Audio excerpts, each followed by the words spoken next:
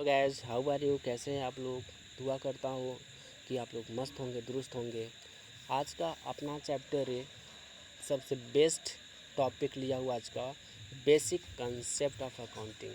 Accounting का basic concept क्या होता है, आज हम स्टेप बाय स्टेप सारे स्टेप को समझेंगे, सारे कंसेप्ट को समझेंगे कि अकाउंटिंग का एक्चुअली कंसेप्ट क्या होता है। ठीक है, तो चलिए स्टार्ट करने से पहले मैं एक एग्जांपल दे करके समझाता हूँ कि जैसे आप मान लो कि जैसे आप कोई घर बनवाते हो। ठीक है, आप घर बनवाते हैं तो उसका जो कॉलम होता है, अगर कॉलम मज़बूत ना रहे तो आप ऊपर घर बना सकते हैं? नहीं बना सकते हैं। तो सबसे पहले अपने को भैया बेस मजबूत करना होगा। ठीक है, अगर आप अकाउंटेंट बनना चाहते हैं तो अकाउंटेंट बनने के लिए सबसे पहले आपको बेसिक कंसेप्ट पूरा क्लियर करना होगा। अगर आपका बेसिक कंसेप्ट क्लियर है तो आप अकाउंट्स लिख सकते हैं, अकाउंटेंसी कर भी सकते हैं। ठीक है, आप कहीं पर भी जाएंगे, छोटा कंपनी चाहे बड़ा कंपनी, चाहे बैंक हो, चाहे एनी टाइप्स ऑफ ऑर्गेनाइजेशन, वहाँ पर जाएंगे तो वहाँ पर अकाउंटिंग होता ही है। तो वहाँ पर बेसिक नॉलेज की क्वेश्चन की भी जा सकती है। तो आपको सबसे पहले तैयार होना होगा, प्रिपेयर करना पड़ेगा आपको। ठीक है, चलिए मैं आपका बेसिक कंसेप्ट यहाँ पे क्लियर करवाता हूँ। पहला अपना क्या है, अकाउंटिंग। और यहाँ पे देखिए मैं हिंदी, इंग्लिश और हिंदी दोनों लिया हूँ। इंग्लिश और हिंदी यहाँ पे दोनों लिया हूँ। तो पहले आपको इंग्लिश देन हिंदी समझाता हूँ। ठीक है, अकाउंटिंग क्या होता है, this is the process that keeps record of financial aspect. The process of accounting keeps information in writing about the financial transaction happening in any organization और business।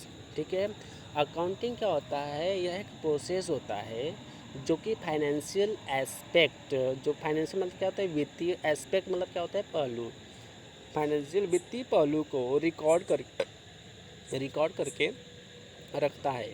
अकाउंटिंग का accounting का प्रोसेस किसी भी organisation या business में हो रहा है, मतलब हो रहे हैं फाइनेंशियल ट्रांजैक्शन के बारे में लिखित रूप में जानकारी रखता है।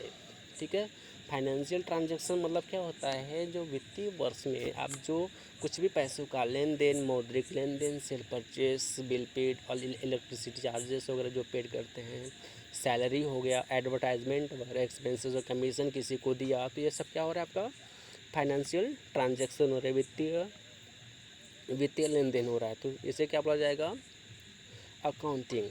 अब सेकेंड नंबर क्या आता है अपना, business transaction. A business transaction is the movement of money and money is worth from one person to another person or exchange of value between two parties is also known as a business transaction. इसका मतलब ये होता है कि एक व्यवसायिक लेन then, एक व्यक्ति से जो एक व्यवसाय होता है, जो पैसों का लेन देन, मौद्रिक लेन देन कैसे करता है, एक व्यक्ति से दूसरे व्यक्ति में धन और धन के मूल्य की आवाजाही है, या दो पक्षों के बीच मूल्य के आदान प्रदान को व्यवसायिक लेन देन के रूप में भी जाना जाता है।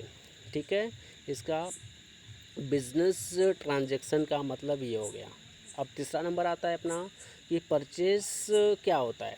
परचेस मीन्स हम सभी लोग जानते हैं कि परचेस मीन्स होता है खरीदना, बट अकाउंटिंग लैंग्वेज में आप कैसे बोलेंगे। और purchase means goods purchased by businessman from supplier. खरीद का अर्थ मतलब इट्स मीन, मतलब इसका मतलब परचेस का मतलब होता है एक व्यापारी द्वारा आपूर्तिकर्ताओं से खरीदा गया सामान, मतलब आपूर्तिकर्ता में सप्लायर से खरीदा गया माल, सामान, उसे परचेज कहा जाता है। सेल्स मीन्स क्या होता है, sales is the goods sold by a businessman to his customer. बिक्री एक व्यापारी द्वारा अपने ग्राहकों को बेची जाने वाली वस्तु है। जो सामान, जो एक व्यापारी जो व्यापारी अपने सामान को किसी अपने कस्टमर को जो सामान बेचता है उसे सेल्स कहा जाता है। ठीक है, अब परचेस रिटर्न, क्रय वापसी। क्रय वापसी का मतलब होता है purchase return. Purchase returns means the return of the full or a part of goods purchase by a businessman to his supplier. इसका मतलब होता है क्रय वापसी का अर्थ है कि व्यवसायी द्वारा अपने सप्लायरों को मतलब आपूर्तिकर्ताओं को खरीदे गए माल का पूरा या कुछ भाग वापस करना। ठीक है, यहाँ तक समझ में आया। एंड आता है अपना नेक्स्ट आता है सेल्स रिटर्न, मतलब अपना विक्रय वापसी। विक्रय वापसी का अर्थ है ग्राहक द्वारा व्यवसायी को बेचे गए माल के पूर्ण या आंशिक भाग की वापसी में से है। ठीक है, अगर आप मान लो कि आपने किसी कस्टमर को आपने सामान बेचा, किसी कारणवश उसमें से अगर मान लो कि कोई सामान आपका ख़राब निकल गया, तो कस्टमर क्या करेगा, उसमें से जो भी सामान आपको रिटर्न करेगा, जो भी वापसी करेगा, तो हमारे क्या हो जाता है सेल्स रिटर्न। सेम अपना परचेस रिटर्न जो क्रय वापसी का होता है, अगर आप वही उल्टा हो जाएगा। जैसे आपने कोई सामान ख़रीदा है, किसी कारणवश उस सामान में से कोई सामान मतलब कोई सामान उसमें से ख़राब निकल जाता है, तो वो सामान क्या करेंगे, आप रिटर्न कर देंगे ना, तो वो हमारे क्या हो जाएगा क्रय वापसी। विक्रय वापसी वही है कि जो हम सामान कस्टमर को बेचते हैं, वो सामान मतलब किसी कारणवश कस्टमर को ख़राब मिल जाता है, तो कस्टमर क्या करता है वो रिटर्न कर देता है, तो हमारा क्या हो जाएगा विक्रय वापसी। अब यहाँ पे देखिए असेट मतलब क्या होता है संपत्ति। Asset are the things and property purchased by businessman not for sale but for use in the businessman. मतलब असेट क्या होता है, एक संपत्ति होती है। ठीक है, उस संपत्ति को बिजनेसमैन क्या करता है, बिजनेस में यूज़ करता है, बट उसे बेच सकता नहीं है। ठीक है, उसे बिजनेस के यूज़ के लिए वो अपना यूज़ करता रहता है, उसे क्या बोला जाता है असेट। ठीक है, अब लायबिलिटी क्या आता है, लायबिलिटी क्या होता है, all the amount payable by business concern to outsider. ठीक है, किसी व्यावसायिक संस्था द्वारा बाहरी व्यक्ति को दे सभी अमाउंट लायबिलिटी कहलाता है। मतलब एक एग्जांपल देके समझा रहा हूँ मैं। जैसे आपने किसी सप्लायर से कोई सामान उधारी में ख़रीदा है, मान लीजिए कि आपने 20 से 50,000 रुपये का सामान ख़रीदा। कोई 20 सप्लायर है, 20 सप्लायर से आपने 50,000 रुपये का सामान ख़रीदा है, तो 50,000 रुपये की लायबिलिटी आ गई आपके ऊपर ना, तो 50,000 आपको देना है। ठीक है, तो हमारा लायबिलिटी हो जाएगा। और कैपिटल मतलब क्या होता है, कैपिटल मतलब होता है पूंजी। कैपिटल मतलब होता है पूंजी। देखिए यहाँ पे capital is the amount invested for starting a business by a person. मतलब कैपिटल क्या होता है कि अमाउंट होता है, वो अमाउंट किसी पर्सन के द्वारा किसी बिज़नेस को चालू करने के लिए यूज़ किया जाता है, वो हमारा क्या हो जाता है कैपिटल हो जाता है। अब नेक्स्ट आता है डेटर। डेटर क्या होता है, debtor is the person who owes a amount or amounts to the businessman. Debtor मतलब एक पर्सन होता है, डेटर एक पर्सन होता है। देनदार वह व्यक्ति है जो व्यवसायी को राशि देता है। देनदार वह व्यक्ति होता है जो व्यवसायी को मतलब राशि देता है। जैसे आप मान लो कि किसी को आप मतलब एक व्यवसायी जब किसी दूसरे व्यवसायी को सामान बेचता है, तो दूसरा व्यवसायी क्या हो जाएगा, वो देनदार हो जाता है, तो उसे क्या बोला जाता है डेटर। एग्जाम्पल नंबर 2, जैसे हम मालिक हो गए, हम व्यवसायी हो गए, हम जिस व्यवसायी को सामान बेचते हैं, तो व्यवसायी के पास से अपने को पैसा आना होता है, तो व्यवसायी हमारे क्या हो जाए सामने वाला जिसको हम सामान बेचते हैं, वो हमारे क्या हो जाता है डेटर। ठीक है, जिसको हम सामान बेचते हैं वो हमारा डेटर हो जाएगा। ठीक है। और क्रेडिटर क्या होता है, creditor is the person to whom amount are owed by the businessman.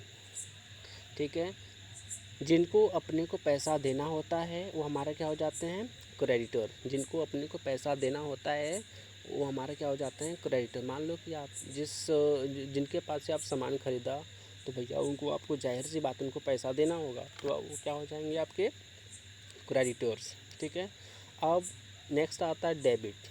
Debit क्या होता है, the receiving aspect of transaction is called debit और डी आर। डेबिट का शॉर्ट नेम होता है डी आर। डेबिट को शॉर्ट नेम का मतलब डेबिट का शॉर्ट नेम होता है डी आर। डेबिट को डी आर क्यों कहा जाता है। ठीक है, लेन देन के प्राप्त पहलू को डेबिट और डी आर कहा जाता है। प्राप्त करने वाले पहलू को डेबिट और डी आर कहा जाता है। Credit, credit the giving aspect of a transaction is called credit और CR। लेन देन वाले पहलू को क्रेडिट या CR कहा जाता है। ठीक है, मतलब जैसे क्रेडिट मतलब किसको, जैसे राम ने श्याम को पेमेंट दिया तो राम क्या हो रहा है, दे रहा है, तो राम को क्रेडिट में लिखेंगे। और श्याम क्या हो जाएगा, डेबिट, मतलब वो रिसीविंग कर रहा है। The receiving aspect of a transaction, मतलब श्याम क्या कर रहा है, रिसीविंग कर रहा है। ठीक है, श्याम क्या कर रहा है, रिसीविंग, इसलिए मैंने इसको डेबिट कर दिया। और क्रेडिट में क्या कर रहा है, राम दे रहे हैं, तो राम को हमने क्या कर दिया, क्रेडिट। ठीक है, आई होप आप लोग को ये बेसिक कंसेप्ट पूरा क्लियर हो गया होगा। चलिए दोस्त, अगर आपको समझ में आ गया होगा तो नेक्स्ट वीडियो में आपको और भी वीडियोज़ डालने का ये करूँगा। Thanks for